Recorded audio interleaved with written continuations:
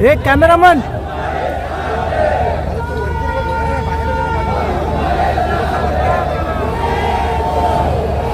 व्यासपीठावरील सर्व मान्यवर आणि जमलेल्या माझ्या देशभक्त बांधवांनो, भगिनींनो आणि मातांनो, महाराष्ट्राच्या निवडणुकीतला आता शेवटचा टप्पा येत्या 2-5 दिवसावरती आलेला आहे.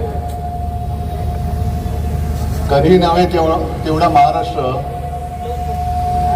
आज संतप्त आहे, उद्वेग आहे महाराष्ट्रामध्ये. आणि कोणत्याही परिस्थितीमध्ये इंडिया आघाडीचं सरकार आणणार म्हणजे आणणारच हा महाराष्ट्राने निश्चय केलेला आहे. आज छत्रपती संभाजी महाराजांची जयंती, त्याच्यामुळे आपल्या सर्वांच्या वतीने छत्रपती संभाजी महाराजांना विनम्र अभिवादन करतो. त्यांच्याकडनं स्वराज्य कसं राखायचं हे महाराष्ट्राने पाहिलं.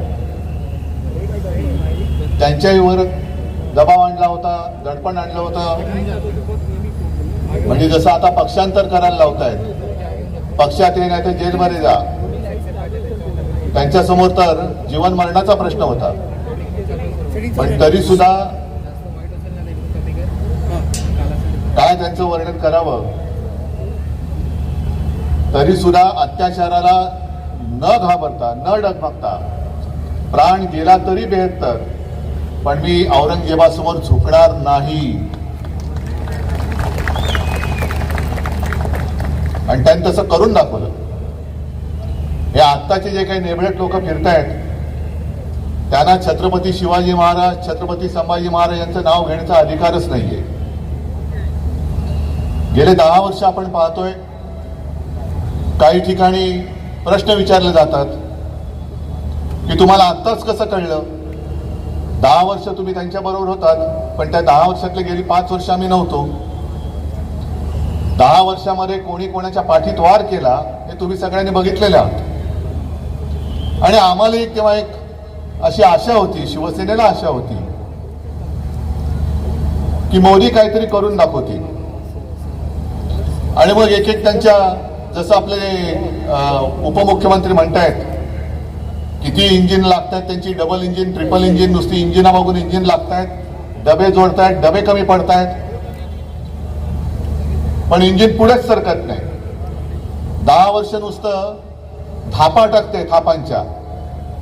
म्हणजे वाफेचं इंजिन होतं तसं यांचं थापांचं इंजिन आहे. तुम्ही किती डबे लावा, किती इंजिन लावा, आता देशातल्या जनतेने ठरवलं की दिल्लीतलं मुख्य इंजिनच बदलून टाकायचंय.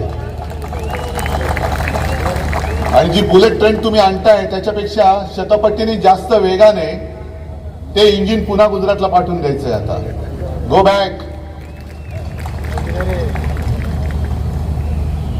कालच या मतदारसंघात म्हणजे मला काय काय वेळेला दया येते, कीव येते की किती वेळा बोलायचं या लोकांना, तरी सुधरतच नाही.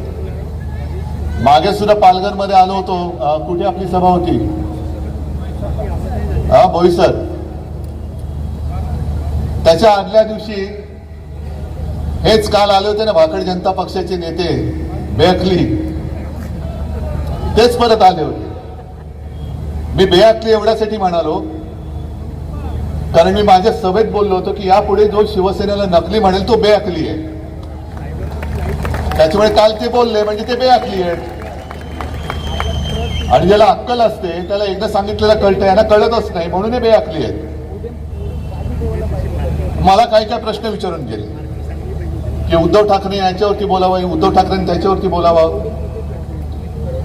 मी अमित शहाना सांगतोय, जे बोईसरच्या सभेत बोललो होतो तेच परत सांगतोय की तुम्हाला जरा जरी अक्कल असेल तर माझ्या बरोबर व्यासपीठावरती या आणि कुठे म्हणाल तिकडे तुमच्या बरोबर मी चर्चा करायला तयार आहे. तुम्ही वाटेल ते प्रश्न विचारा, मी बोलायला तयार आहे, पण मी जे प्रश्न विचारेन त्याच्यावरती तुम्ही बोला. मध्ये त्याने मला प्रश्न विचारला होता की उद्धव ठाकरे राम मंदिरात गेले नाही, त्यांनी प्रभू श्रीरामाचा अपमान केला. अहो अमित शहाजी, तुम्ही मुहूर्त काढणारे कधीपासून झालात? तुम्ही सांगाल तो मुहूर्त मी मानाल, मी काय तुमचा अंधभक्त नाहीये. तुमची पालखी उचलायला मी काय अंधभक्त नाहीये. मी स्वतः मुख्यमंत्री होण्याच्या आधी आणि मुख्यमंत्री झाल्यानंतर अयोध्येला जाऊन राम मंदिराचं, रामलल्लाचं दर्शन घेऊन आलेलं आहे. आणि मला तुम्ही प्रश्न विचारता, राम मंदिरामध्ये उद्धव ठाकरे अजून का गेले नाहीत, त्या सोहळ्याला का आले नाहीत? मी कुठे होतो आपण सगळ्यांनी बघितले, काळाराम मंदिरात गेलो होतो. पण अमित शहाजी, मला तुम्हाला प्रश्न विचारायचा आहे, त्यावेळेला तुम्ही सगळी भाऊ गर्दी अशी जमवली होती, सगळे बॉलिवूडचे कलाकार होते, त्याच्यामध्ये काही तुमचे आता नवी सोबती भ्रष्टाचारी ते पण होते. माझ्या देशाची अस्मिता असं ते तुम्ही मोठं मंदिर उभं केलं, तुम्ही नाही केलं, कोर्टाच्या निकालाने ते झालं, पण श्रेय तुम्ही उपटायला गेलात. मग देशाच्या अस्मितेचा प्रश्न असणाऱ्या राम मंदिराच्या लोकार्पण सोहळ्याच्या वेळेला माझ्या देशाच्या राष्ट्रपती महामहिम द्रौपदी मुर्मूताई का नव्हत्या, याचं उत्तर तुम्ही द्या. का मुर्मूबाईंना, त्या आपल्या महामहिम राष्ट्रपतींना तुम्ही गाभाऱ्यामध्ये का घेऊन गेला नाही, आदिवासी आहेत म्हणून? आणि याच तुमच्या बुरसटलेल्या गोमूत्रधारी मानसिकतेविरुद्ध महामानव डॉक्टर बाबासाहेब आंबेडकरांनी लढा दिला होता. त्याच काळाराम मंदिरात तुम्ही तिथे जेव्हा तुमच्यावरती कॅमेरा ठेवून, म्हणजे मोदीजींवरती कॅमेरा ठेवून राम राम राम राम करत बसला होता, तेव्हा मी त्या काळाराम मंदिरात गेलो होतो. हे काय तुम्हाला माहिती नाही? ठीक आहे, मला जास्त काय त्यांच्यावरती बोलण्यासारखं आहे असं काय वाटत नाही. पण मोदी आणि शहा दोघांनाही मला सांगायचंय की तुम्ही देशभर फिरता आहात, महाराष्ट्रामध्ये फिरता आहात, तुम्हाला जरा जरी काही संवेदना आहेत का? कारण तुम्ही आता जे काय मतांची भीक मागत सगळीकडे फिरताय, तुमच्या दिमतीला सगळं काही आहे, जनतेच्या पैशातून सगळ्या ज्या काय सोयी सुविधा आहेत, मग कदाचित एअरफोर्सची विमान आहेत, हेलिकॉप्टर्स आहेत, सगळ्या तुमच्या बुलेट प्रूफ गाड्या, जॅमर, जिथे जिथे मोदी जातात तिकडे एअरफील्ड बंद करून टाकतात. सर्वसामान्य माणसांना जाता येता येत नाही तिकडे.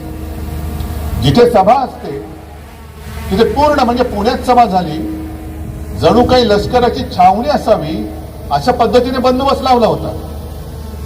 आणि असं सगळं छान शोकी करून तुम्ही मतांची भीक मागता, आणि ज्यांच्याकडे भीक मागता तुम्ही त्यांचा कधी विचार केला?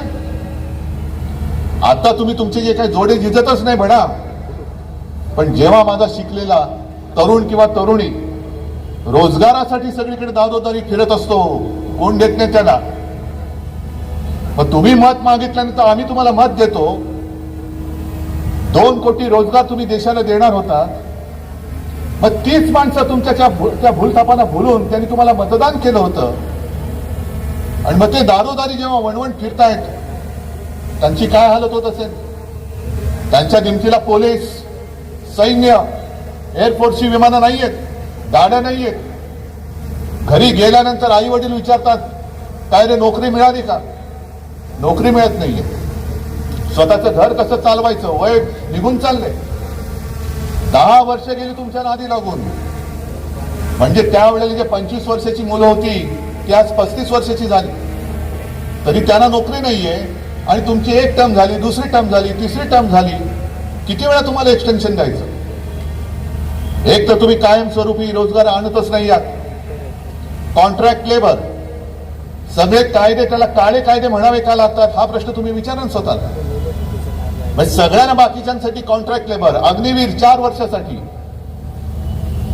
त्याला 4 वर्ष झाल्यानंतर तो किती उत्तम काम करणारा असू दे, पण त्याचं कॉन्ट्रॅक्ट संपलं, तू जा, तुझी गरज नाही. कंत्राटी पद्धतीने संपूर्ण देशभर तुम्ही कामगार उपलब्ध करताय, ज्याच्या भविष्याचं काही तो वेधच घेऊ शकत नाही. मग तुमचं सुद्धा कॉन्ट्रॅक्ट आता रद्द का करू नये, हा जनतेने प्रश्न तुम्हाला विचारला, तर उत्तर काय तुमच्याकडे? तुमची सुद्धा 5 वर्ष जरी 5 वर्षानंतर एक्सटेन्शन, त्याच्यानंतर पुन्हा एक्सटेन्शन, किती? आणि माझ्यावरती तुम्ही टीका करता, पवार साहेबांवरती करता. मी म्हणे माझ्या मुलाला मुख्यमंत्री करायचंय म्हणून मी निवडणूक लढवत आहे, पवार साहेबांना सुप्रियाला करायचंय. अहो ठीक आहे, आम्ही आमच्या मुलांसाठी करतो, पण तुम्ही स्वतः नवरदेव बनून तिकडे बोलवती उभा किती वेळा राहणार तुम्ही? एकदा झालं, 2दा झालं, तुमची हौसच भागत नाही. मी पुन्हा येईन. अरे घरी जा रे, आता खूप झालं, घरी जा आता. स्वतःसाठी लढतायत, त्यांना लाज नाही वाटत. स्वतः पहिलं मोदीजी, तुम्ही घराणेशाहीवरती आरोप करता, मग पहिले तुम्ही खुर्ची सोडा ना, सोडा खुर्ची. नाही होणार मी पंतप्रधान, सांगा देशाला जर हिंमत असेल तर. होत तर नाहीच आहात तुम्ही, ते तर देशाने ठरवलंय. आणि आज त्यांनी जाऊन निवडणूक अर्ज भरला, मग पुन्हा जरा ते गहीवरून वगैरे त्यांना आलं असं म्हणतात. गहीवरून बरं येतं. आणि त्यांनी सांगितलं की 2014 में मुझे गंगा माँ ने बुलाया था और अब ऐसा लगता है कि गंगा माँ ने मुझे गोद ले लिया है. अच्छी बात है मोदी जी, बहुत अच्छी बात है. जिस गंगा माँ ने आपको बुलाया था, उसी गंगा माँ में कोरोना के समय में लाशें बह रही थी, तब माँ गंगा के आंसू आपको दिखाई नहीं दिए? वो मेरी गंगा माँ आक्रोश कर रही थी, ये क्या हो रहा है? काय तुम्हाला त्या गंगेमध्ये मृतदेह सोडण्यासाठी गंगा माँ ने बोलवलं होतं, इसलिए आपको बुलाया था माँ गंगा ने कि आओ बेटा आओ और मेरी बेटी धारा में लाशें छोड़ो, इसलिए आपको बुलाया था. तो संपूर्ण जो काय काळ होता, तिकडे तो हरिश्चंद्र घाट, जागा कमी पडत होती, चिता पेटल्या होत्या. आणि मग जागा कमी पडली म्हणून मृतदेह असे गंगेमध्ये सोडून दिले होते, त्याची सुद्धा चित्रीकरण झाले, फोटो आले. हे मोदी जी आप शायद भूल गए होंगे, लेकिन गंगा माँ और देश की जनता नहीं भूली है. इसलिए आप जा रहे हैं वहां पे, और गंगा माँ आपको क्यों गोद ले? क्या गंगा माँ क्या अपने सुपुत्र हो, तो ऐसा कौन सा काम आपने किया है? काय तुम्ही गंगेसाठी केलं काय? पण गंगेचा तुम्ही अपमान केलात. तिकडे गुजरातमध्ये सुद्धा जागा पुरत नव्हती म्हणून मैदानामध्ये सार्वजनिक चिता पेटल्या होत्या, आणि तुम्ही आमच्यावरती आरोप करता. कोरोना काळात भ्रष्टाचार केला, अमित शहाने आमच्यावरती आरोप करायचा, घराणेशाहीचा करायचा. ज्यांचा मुलगा त्याला काय क्रिकेट मधलं काय कळत नाही, तो जय शाह त्या क्रिकेट कंट्रोल बोर्डाचा अध्यक्ष. भ्रष्टाचाराचा आरोप कोणी कोणावर करायचा? आज सुद्धा एक फोटो आला, ती एक बातमी झाली. आता यांच्या आजूबाजूला सगळे सोयरे आहेत, त्यातले एक प्रफुल्ल पटेल कशासाठी प्रसिद्ध, विमान खरेदी घोटाळा, भाड्याचा वगैरे, त्याच्यात त्याला क्लीन चिट देऊन टाकली. आणि मी स्वतः 2019च्या निवडणुकीमध्ये मुंबईमध्ये मोदीजींची सभा झाली, तेव्हा मी त्यांचा लहान भाऊ होतो. आता कोण आणखीन लहान भाऊ उपटतील कोण त्यांचे मला माहित नाही. दर निवडणुकीत माझे लहान भाऊ, मग तो भाऊ म्हणतो आता कुठे जाऊ. आणि माझ्या समोर बोललेत मोदी, खास करून प्रफुल्ल पटेलला. इक्बाल मिर्ची नाव ऐकलं ना तुम्ही, दाऊदचा सहकारी होता असं म्हणतात. आणि मोदीजींचं वाक्य आहे, कुछ लोग मिर्ची का व्यवहार करते हैं और कुछ लोग मिर्ची से व्यवहार करते हैं. मग त्या मिरची से व्यवहार करणाऱ्या प्रफुल्ल पटेलांनी आज अर्ज भरायला गेले. मी 19 साली मला बोलवलं होतं तिकडे. मग आज बोलवलं नाही याचं दुःख नाही, उलटा आनंद आहे. गेल्या वेळेला बोलवलं होतं त्याचं दुःख आहे. पण हे गेले ते गेले. आणि संभाजी महाराजांची आज जयंती आहे. छत्रपती शिवाजी महाराज आपलं दैवत आहे. आज सुद्धा जर का पुतळा बघितला तर त्यांचा जो जिरेटोप आहे ती त्यांची ओळख आहे.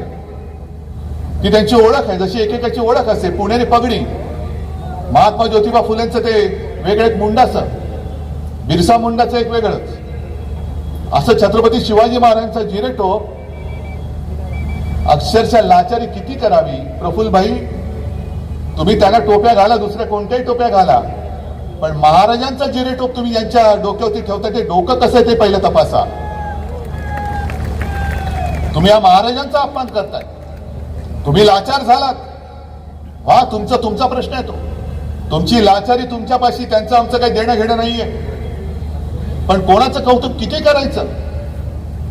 मोदीजींच्या चरणी लीन होताना तुम्ही माझ्या छत्रपतींच्या जिरेटोपाची, ती जी काही होती शान ती घालवतात। असं काय नेमकं मोदीजींनी केलंय महाराष्ट्रासाठी? इथे तुम्ही सगळेजण जमलेला पालघर हा मतदारसंघ आहे, मला सांगा ह्या सगळ्या त्यांच्या अट्टाहासापायी किती जमीन आता तुमच्याकडे शिल्लक राहिले? सगळे 5-5 प्रोजेक्ट रेल्वेचे हे सगळे गुजरातकडे। बुलेट ट्रेन गुजरातला, तुम्ही जाणार कोण बुलेट ट्रेन मधनं?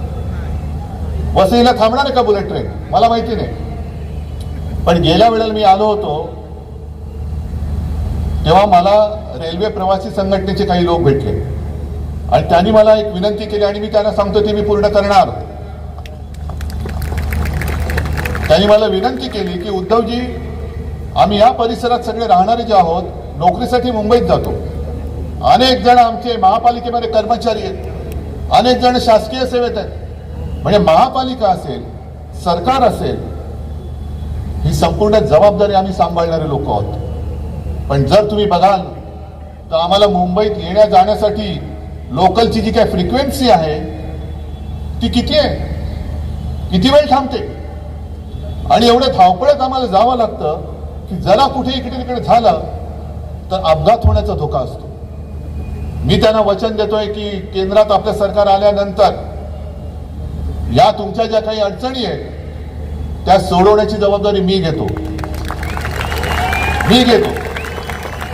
फक्त भारतीताई निवडून आल्यानंतर आणि सरकार आल्यानंतर मला भारतीताई बरोबर येऊन भेटा आणि बघा तुमचा प्रश्न मी सोडवतोय की नाही, हे जाहीर वचन मी तुम्हाला देतोय।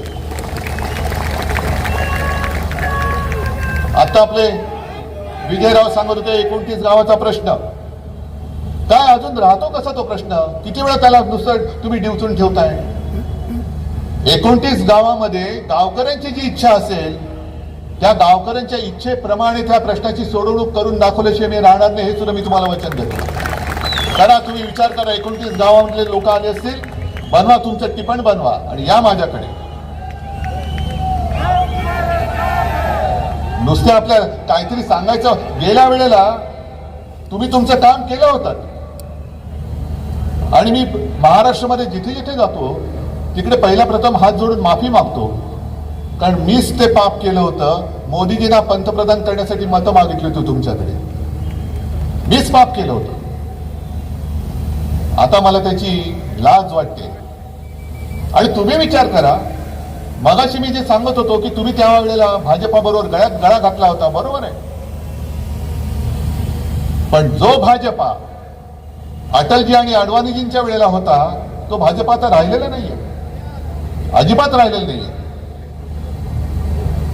जो भाजप, ज्या शिवसेनेने त्यांना कठीण काळात जी एक मदत केली, तुम्ही विचार करा, आता हे 400 पार 500 पार जाऊ द्या, अगदी बार भाजपात तडीपार येतं ठरवलेलंच आहे।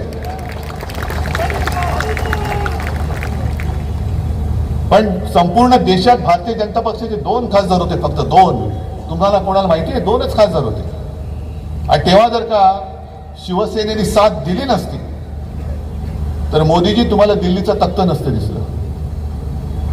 अटल बिहारी वाजपेयी तुम्हाला केराच्या टोपलीत टाकायला निघाले होते, त्या दंगलीनंतर राजधर्म का पालन करना होगा हे त्यांचं वाक्य होतं आणि अख्ख्या देशामध्ये एकमेव व्यक्ती हिंदू हृदय सम्राट ही तुमच्या सोबत तुमच्या पाठी उभी राहिली नसती तर मोदीजी तुमचा उदय देशाच्या क्षितिजावरती झाला नसता। मग 14 साली तुम्ही माझी सही घेतलीत पंतप्रधान व्हायला, 19 साली घेतलीत आणि 19 साली तुम्ही पंतप्रधान झाल्यानंतर तुम्ही शिवसेनेचा विश्वासघात केला, उद्धव ठाकरेचा विश्वासघात केला।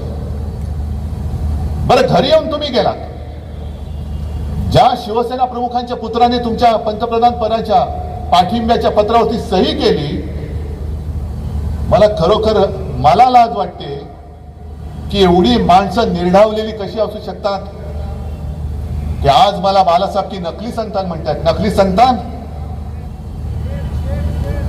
म्हणजे हा एवढा खालच्या पातळीवरती विचार करणारा माणूस, त्याच्या हातात आपण देश म्हणजे आपल्या देशाचं भवितव्य म्हणजे तुमचं आणि तुमच्या पुढच्या पिढ्यांचं आयुष्य द्यायचं।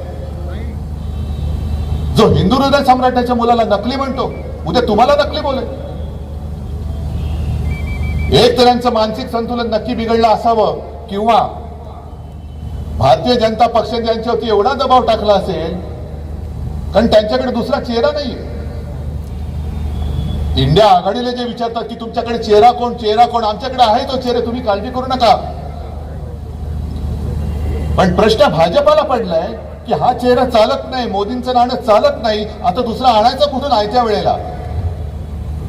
आणि अरविंद केजरीवाल जे बोलले तो एक विचार करण्याची गोष्ट आहे. कारण मोदींनीच सांगितलं की 75व्या वर्षी निवृत्त झालं पाहिजे. मोदीजी तुम्ही या वर्षीच निवृत्त होत आहे, या वर्षीच, आता ह्या 4 जूनला. मग अमित शहा म्हणाले नाही नाही नाही नाही तसं नाही. मोदीच म्हणजे ते म्हणाले काय की केजरीवालला धन्यवाद दिले पाहिजे की म्हणजे मोदी पंतप्रधान होतील. मोदी पंतप्रधान होतील असं नाही ते बोलले की जर झाले तर 2 वर्षांनी ते निवृत्त होतील आणि हे कालचे बेअकले तिकडे पंतप्रधान पदावर बसतील.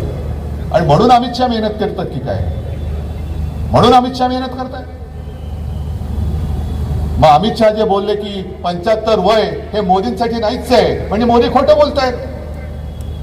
मग निवृत्ती कोणाला, फक्त अडवाणींसाठी, मुरली मनोहर जोशींसाठी, जे सगळे सुसंस्कृत चेहरे होते भाजपातले त्यांना तुम्ही 75व्या वर्षी निवृत्त करणार आणि मोदींसाठी निवृत्तीचं वय ठरलेलं नाही. म्हणजे स्वतःच्या पक्षात खोटं बोलतायत, देशाशी खोटं बोलतायत आणि पुन्हा मतं मागतायत. मी शिवसेनेचा जो वचननामा दिलेला आहे तो तुमच्यापर्यंत पोहोचला असेल. मी त्याच्यामध्ये भरमसाठ वचनं नाही दिली, मी 4-5च वचनं दिलेली आहेत.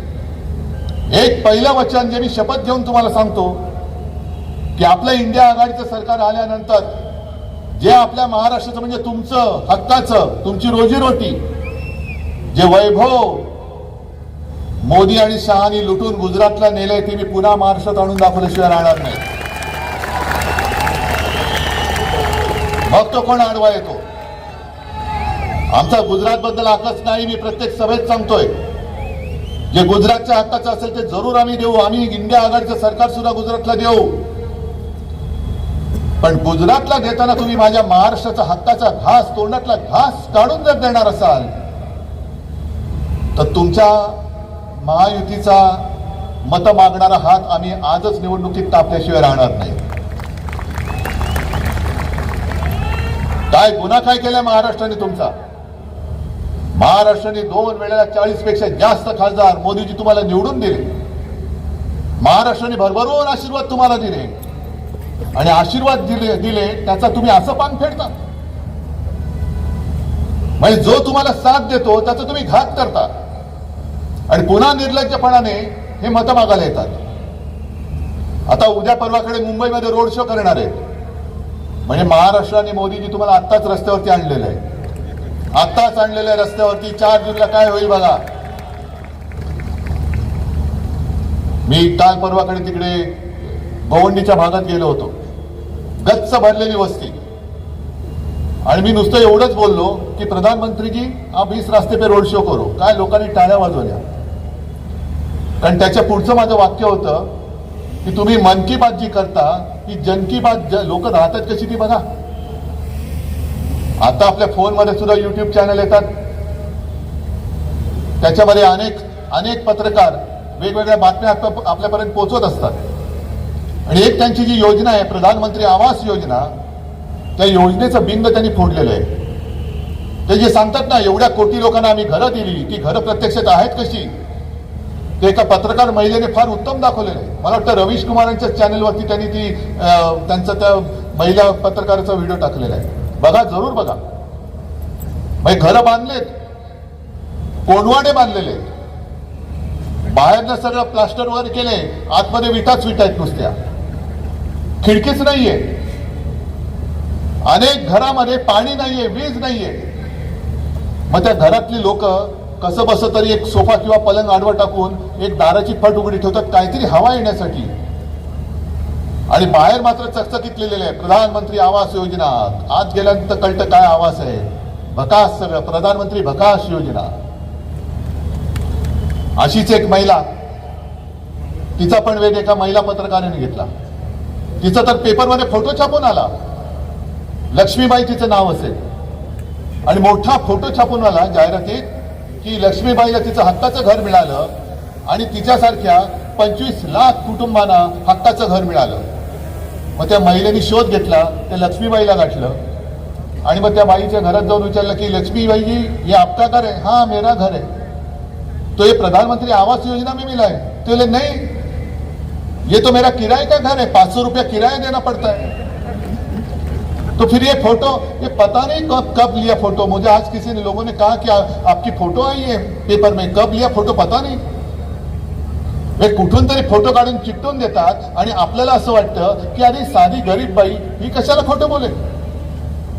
तसंच एका आणखीन एका बाईच्या घरी गेले, ते मोदीजी स्वतःच बोलतायत, कैसे हो बहन जी? हाँ ठीक हूँ. आपको घर मिला? हाँ घर मिला. मग गॅस मिळाला? हो मिळाला. कधी मिळाला? त्याला काल मिळाला. आज पंतप्रधान येणार म्हणून आज त्यांना गॅस सिलेंडर दिला. मग प्रधानमंत्री जरा चक्रावले. मग त्यांनी काय सांगितलं की आजपर्यंत आम्ही 10 कोटी लोकांना गॅसची जोडणी करून दिलेली आहे, तुमचा नंबर 10 कोटी आला. 10 कोटीवा नंबर तुमचा आला. म्हणजे बाई पण बोलत माझ्या आधी 10 कोटी लोकांनी दिले आणि मी 10 कोटी, केवढा नशीबवान आहे मी. ही सगळी बनवाबनवी, सगळी फसवाफसवी. जीएसटी मध्ये किती लोक खुश आहेत? व्यापारी कोण आले? तुम्ही जा विचारा, दुकानदारांना विचारा, छोटे व्यापारी आहेत त्यांना विचारा. जीएसटी तुम्हाला सुलभपणाने हप्ते भरता येतात म्हणजे तुमचा कर की जाच आहे त्यांना विचारा.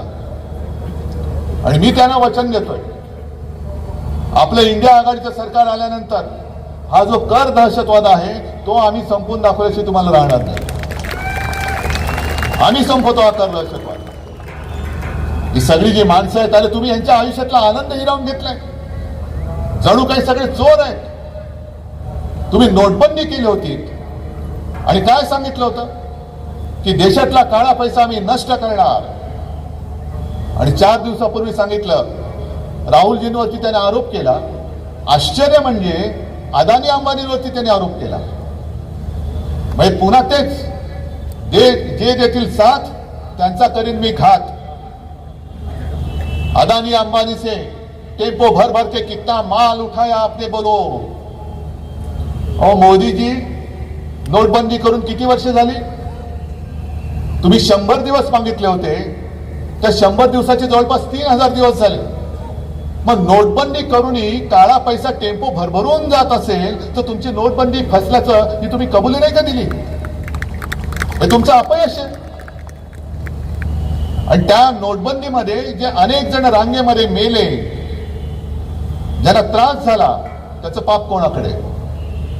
आणि हे केवळ मी नाही बोलत, तर सर्वोच्च न्यायालयाच्या त्या महिला न्यायमूर्ती आहेत नागरत्ना, त्यांनी उघड उघड सांगितलंय की नोटबंदी हा काळा पैसा पांढरा करण्याचा एक मार्ग होता.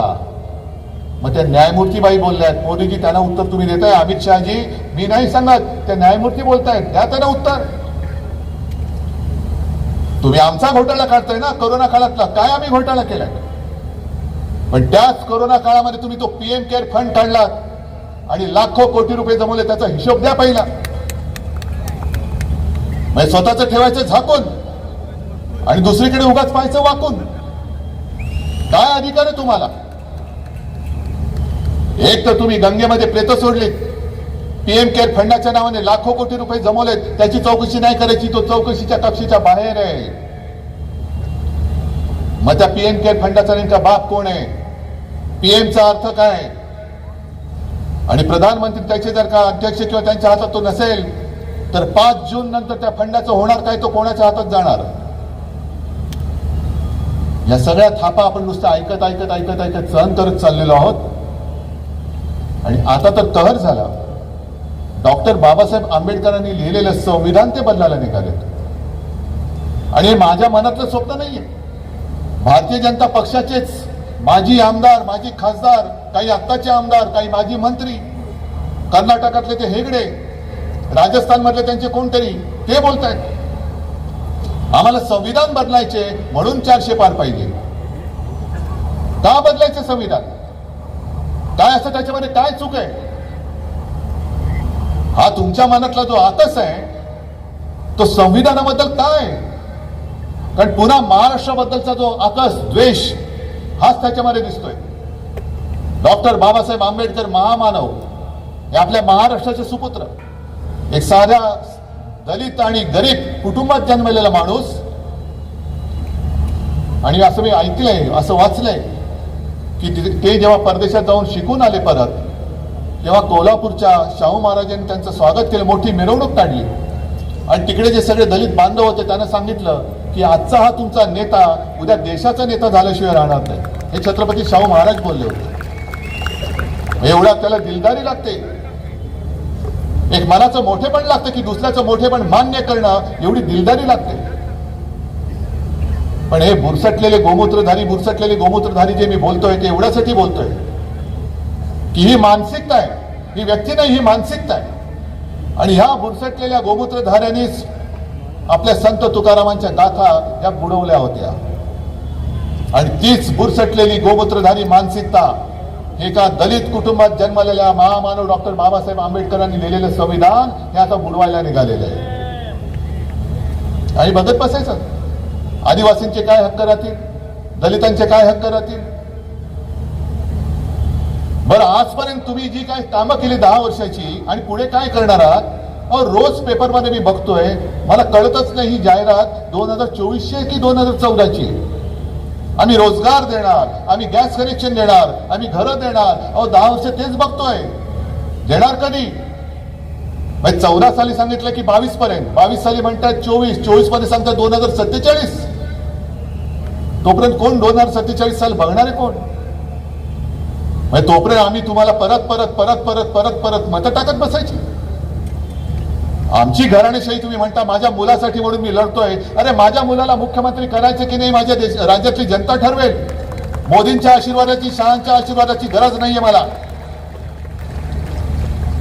आणि मग मी त्यांना जाहीर आव्हान देतो, घराणेशाहीवरती बोलायचं तर बोला, मी तुमच्या बाजूला बोलतो. मोदी शहा तुम्ही दोघेही राहा, तुम्ही तुमच्या घराण्याचा इतिहास सांगा असला तर मी माझ्या घराण्याचा इतिहास सांगतो. चला होऊन जाऊ दे. मी माझ्या 7 पिढ्या आधीच्या सांगतो, तुम्ही तुमच्या 7 पिढ्यांचं कर्तृत्व सांगा. काय तुमचं कर्तृत्व काय? कारण नुसतं कर्तृत्व म्हणून नाही, तर घराण्याचा एक वारसा असतो, घराण्याची संस्कृती असते, घराण्याचे संस्कार असतात जे माझ्यावर आहे. आणि मोदीजी, शहाजी, दुर्दैवाने मला आज बोलावं लागते की ज्या भाषेत तुम्ही बोलताय ही तुमची कुठली तरी तुमच्या राहत्या घराच्या सोसायटीची निवडणूक नाही, ही देशाची निवडणूक आहे. संपूर्ण जग बघतंय, जग. देशाचा पंतप्रधान कोणत्या भाषेत बोलतायत, देशाचे गृहमंत्री कोणत्या भाषेत तायत. तुम्ही माझ्या हिंदुत्वाची बदनामी करताय, तुम्ही माझ्या देशाची बदनामी करताय. अरे उद्धव ठाकरेला संपवायचं आहे तर तुम्ही पक्ष काढला, चिन्ह काढला, तरी देखील उद्धव ठाकरेबद्दल तुम्हाला रोज का बोलावं लागतंय? संपूर्ण सत्ता तुमच्याकडे, सगळे येत आहेत ते उद्धव ठाकरेवरती बोलतायत. काय असं उद्धव ठाकरेमध्ये काय, त्याच्यामध्ये काय? ह्याचा पहिला तुम्ही विचार करा ना. काही आज माझ्या पक्ष काढला, तुम्ही चिन्ह काढलं, तरी व्यासपीठावरती माझे सगळे साथी सोबती माझ्या सोबत आहेत आणि जनता मी जिथे जातोय तिथे काय येते माझ्याकडे?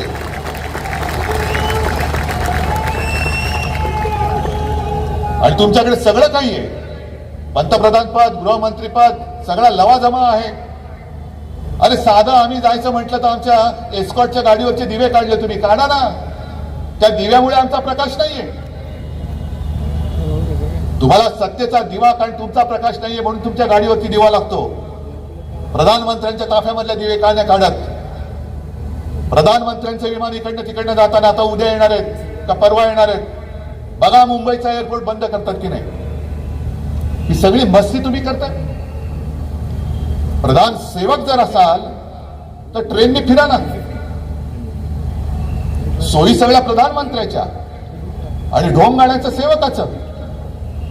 म्हणजे शिवसेना प्रमुख बोलायचे की जेव्हा देशाची निवडणूक येईल तेव्हा पंतप्रधानांनी राजीनामा दिला पाहिजे, राष्ट्रपती राजवट लागू केली पाहिजे. कोणी पंतप्रधान असता कामा नये. राज्याची निवडणूक लागेल तेव्हा मुख्यमंत्र्यांनी राजीनामा दिला पाहिजे. कारण पंतप्रधान हा देशाचा असतो, पंतप्रधान हा पक्षाचा असू शकत नाही. तुम्ही पक्षाचे नेते असाल पण पक्षाचे पंतप्रधान असू शकत नाही. आणि जर पंतप्रधान एका पक्षाचा प्रचार करत असतील त्यांच्या, तर माझ्या भारतीताईच्या प्रचाराला पंतप्रधान माझ्या देशाचा काय येत नाही? का आम्ही तुम्ही सांगता त्याच्यावर विश्वास ठेवायचा आणि आम्ही सांगतो त्याच्यावरती विश्वास नाही ठेवायचा, हे सांगणारे तुम्ही कोण? तुम्ही पंतप्रधान म्हणून प्रचार करू कसा शकता? याला खरं आपला आक्षेप असला पाहिजे. आणि साहजिकच आहे, ज्या वेळेला आमच्याकडे तर काहीच नाहीये, माझ्याकडे पक्ष नाही, चिन्ह नाही, सगळ्यांनी हरामखोरीपणा करून सगळ्या शासकीय यंत्रणांचा दुरुपयोग करून हे सगळं खेचून घेतलं. तुम्ही विचार करायला, उद्धव ठाकरे बोलतोय पण याला देऊ कसं शकेल? याच्याकडे काही नाहीये. आणि बाजूला मोदी बोलतायत, हे तर पंतप्रधान आहेत. मग समान नागरिक कायदा नंतरचा नंतर बघू, पहिला आत्ता जो कायदा तो सगळ्यांना समान का नाही लावत? कायद्या पुढे सगळे सारखे असतील तर ज्या सोयी सुविधा मला मिळत आहेत, ज्या अडचणी मला मिळत आहेत, मला येत आहेत, त्याच अडीअडचणी आणि त्याच सोयी सुविधा मोदी आणि शहाने सुद्धा तशाच मिळाल्या पाहिजे. मोदी आणि शहाने सुद्धा देशाचे गृहमंत्री आणि देशाचे पंतप्रधान म्हणून भाकड जनता पक्षाचा प्रचार करता कामा नये. तुम्ही देशाचे पंतप्रधान आहेत ना, तुमचे अध्यक्ष वगैरे, त्यांचा करा ना नड्डा टाईप आणि फिरवा त्यांना. पण हे सगळं नासून टाकलेलं राजकारण, पक्ष फोडतायत, कुटुंब फोडतायत. बरं, एवढं करून सुद्धा तुम्ही उद्धव ठाकरेला घाबरता, हे मान्य का नाही करत?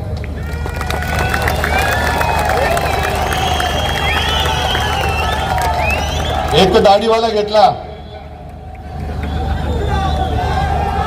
काही विचार करताना डोकं खाजवावं लागतं, हे दाढी खाजवतात. गद्दार तर आहेतच. आणि यांना जे लिहून दिलं जातं तेवढंच ते फक्त कडून कडून बोलतात. मला आश्चर्य एका गोष्टीचं वाटतं की मुझफ्फरजी, मला वाटतं याच भागामध्ये त्यांचं कुठलं ते रामभाऊ माळगी प्रबोधिनी आहे ना, रामभाऊ माळगी प्रबोधिनी, एक आदर होता मला त्याच्याबद्दल. कारण त्याच्यामध्ये तेव्हा प्रमोद महाजन ते बघायचे, आता कोण बघतं माहिती नाहीये. मग तिकड्यांची चिंतन शिबिरं व्हायची, संस्कार शिबिरं व्हायची. काय केलेत संस्कार तुम्ही? काय कसलं चिंतन केलं? आणि मग ती सगळी संस्कार केलेली माणसं ही कुठे गडप झाली? का तुम्हाला सभेला सुद्धा भाड्याने माणसं आणावं लागतात? का तुम्हाला भाड्याने पार्टनर घ्यावे लागतात? का तुम्हाला मैदान सुद्धा भाड्याच्या माणसांकडनं बुक करावी लागतात? मग कसले संस्कार केले तुम्ही? रामभाऊंचं नाव तुम्ही का बदनाम करताय? नेमकं काय शिकवतं त्या रामभाऊ माळगीमध्ये? टाका तिकडे सुद्धा ईडी, इन्कम टॅक्स, सीबीआयचे धाडी टाका आणि नेमकं काय तिकडे शिकवतात ते बघा. मला काही वेळेला वाईट वाटतं की त्या संस्कारातनं तयार झालेली माणसं, त्यांच्याबद्दल मला आजही आदर आहे, पण त्यांच्यावरती आज जे सगळे भ्रष्टाचारी जमलेत त्यांच्या सतरंजा उचलण्याची वेळ आली. काय त्यांचं आयुष्य असेल? याच्यासाठी केला होता अट्टहास. हा भाजप तुम्हाला अपेक्षित होता? हा राष्ट्रीय स्वयंसेवक संघ, त्यांना सुद्धा मला विचारायचे की ह्याच्यासाठी तुम्ही अट्टहास केला? अनेक संघ कार्यकर्ते मला माहिती आहेत जे अविवाहित राहिले. अनेक जणांनी आपल्या कुटुंबावरती निखारा ठेवला, पण संघाच्या कार्याला वाहून घेतलं. का? कारण देशाची सत्ता आली पाहिजे. आली, पण ती आलेली सत्ता तुम्ही नासवून टाकली. जे तुमच्या विचाराला साथ देऊन, सोबत देऊन तुमच्या बरोबर आले होते, त्यांना तुम्ही दुश्मन मानायला लागला. जरा काही झालं, आता सांगण्यासारखं काही नाही, मग लाव हिंदू मुसलमान वाद, धर्माधर्मामध्ये भांडणं लावायची आणि मग स्वतःच्या पोळ्या भाजायचं. हे हिंदुत्व शिवसेनेचं नाही. हे हिंदुत्व मला माझ्या वडिलांनी किंवा माझ्या आजोबांनी शिकवलेलं नाहीये. आमचं हिंदुत्व हे हृदयात राम आणि हाताला काम देणारं हिंदुत्व आहे. घरातल्या चुली पेटवणारं आहे, घर पेटवणारं नाही. आणि म्हणून या पालघरमध्ये हा जो सगळा काही विभाग आहे, एका बाजूला आदिवासी आहे, मच्छीमार आहे. वाढवण बंदर तर मी होऊ देणारच नाही, मोरबे पण होऊ देणार नाही. आणि आता तिथल्या मच्छीमार सोसायट्यांना त्यांना जे काय कर्ज लागतं त्याच्यावरनं ब्लॅकमेल करायचं चाललेलं. घाबरू नका. हे झालं आज, आता किती 14 तारीख गेली, अजून फक्त 20 दिवस थांबा, मग बरोबर आहे ना. यांचं कर्ज जे आहे ना, हे व्याजासकट मी फेडून दाखवतो तुम्हाला. या भाजपचं कर्ज मी फेडून दाखवतो तुम्हाला. मग तिकडे मच्छीमारांना ब्लॅकमेल करायचं, इकडे वसईमध्ये तर गुंडागर्दी. तुम्हाला माहितीये काय भाजप नेहमी काय करतं की एक उमेदवार नाही उभा करत, एक स्वतःचा देतं आणि एक दुसऱ्याची मतं फोडायला दुसरा कोणतरी उभं करतं. आणि अशी स्थिती वाचते. मग आपल्याला वाटतं की हा त्यांच्या विरोधात आहे, आता मत नाचवू नका. ही लढाई सरळ सरळ लोकशाही विरुद्ध हुकुमशाही अशी लढाई आहे, तुमच्या आयुष्याची लढाई आहे. तुमच्या भावी पिढ्यांसाठी आम्ही लढतोय. मी उद्धव ठाकरे म्हणून माझी लढाई नाही लढत, मी तुमची लढाई लढतोय, तुमच्यासाठी लढाई लढतोय, तुमच्या भरोशावरती लढाई लढतोय, तुमच्या जोरावरती आणि तुमच्या आशीर्वादावरती मी लढाई लढतोय. आणि याच्यामध्ये एक सुद्धा मत हे नाचता कामा नये. तुम्ही जर का विचार केला, प्रत्येक निवडणुकीत भाजप सत्तेवर जरूर आला, आपली साथ होती, आता ती गेलेली आहे. आणि भाजपाच्या विरोधातली मतं एकत्र केली तर भाजपचा पालापाचोळा होतो. आता तर आपली मतं सुद्धा त्यांच्यापासून तुटलेली आहे. आता ही हुकुमशाही विरोधातली मतं ही घट्ट होऊन त्या घट्ट हातामध्ये मशाल पेटली पाहिजे. एक भारती ताई सारखी तुमच्यातलीच एक महिला, साधी महिला, आदिवासी, तुमच्या प्रश्नाची जाण असणारी, हा आवाज लोकसभेमध्ये उठलाच पाहिजे. तुमचा आवाज लोकसभेमध्ये जर कोणी तुमच्या व्यथाने वाचा फोडेल तर ती भारती ताई आहे. आणि आजपर्यंत आम्ही सुद्धा स्वीकारलं होतं, बाहेरून आलेलं पार्सल स्वीकारलं होतं. आता भाजपला सावरायला कोणीच नाहीये म्हणून कोणाला तरी केलंय उभं. पण आता चुकू नका. आणि मला विजय हा साधा सुद्धा विजय नको, हुकुमशहाचं डिपॉझिट जप्त करून विजय पाहिजे. आणि हा विजय मिळाल्यानंतर हा विजय हा महाविकास आघाडीचा नुसता नसेल, उद्धव ठाकरेचा नसेल, भारतीताईचा नसेल, हा विजय तुमचा असेल. तुम्हीच तुमच्या विजयाचे शिल्पकार असणार आहात.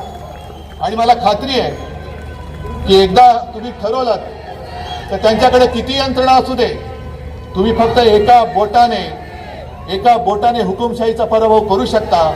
आणि तो तुम्ही कराल ही खात्री बाळगतो आणि आपली रजा घेतो. जय हिंद, जय महाराष्ट्र.